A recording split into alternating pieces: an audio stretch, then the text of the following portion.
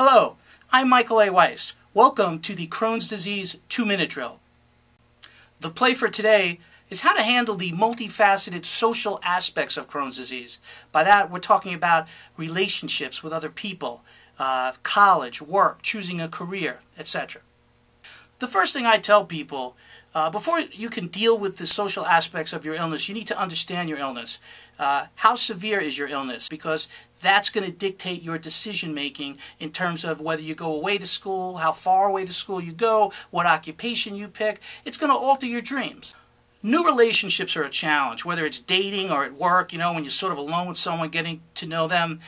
Listen, no one knows what your favorite color is. No one says, well, what's your favorite color? Is it blue or yellow? It comes up in conversation eventually. Treat your Crohn's disease the same way. Until intimacy comes up or some other aspects come up, look at it the same way as I'm asking you your favorite color. It's like, yeah, it's blue, but we'll talk about it some other time.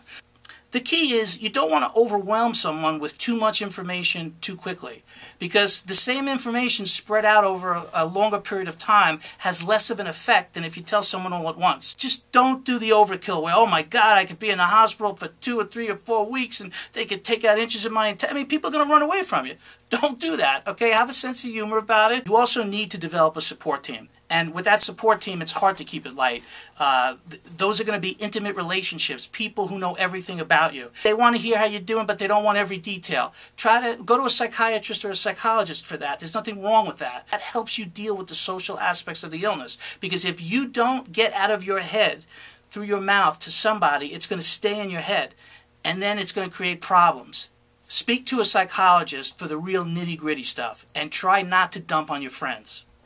Sometimes it's important to join organizations of people of just Crohn's disease, because you could sort of relate to everything with these people. You could laugh at the same stupid questions that are asked of you all the time about these bathroom stigmas and what is Crohn's and what's the difference between Crohn's and colitis and ulcerative colitis and what's IBD, what's IBS, etc. Someone once told this to me, and it's the truest thing I've ever heard about a chronic illness, especially Crohn's disease. She said to me, your Crohn's disease will never be a problem for us, but how you handle it could be.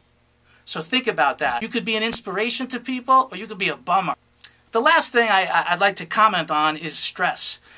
Because a lot of people in the social world will look at you and say, Crohn's disease, that's that illness you get from getting really stressed and it messes up your stomach. Ridiculous, okay? Stress isn't good for anything. People with bad backs, they can't walk for days when they're stressed. People get migraines when they're stressed. It has nothing to do with causing Crohn's disease. I've gotten sick on vacation. Just try to explain that to these people who come over to you and say, well, Crohn's is what you get when you can't handle stress. BS. And that was the 2-minute Crohn's disease drill, where the play was how to deal with the multifaceted social aspects of Crohn's disease in the workplace, in college, with relationships, choosing a career.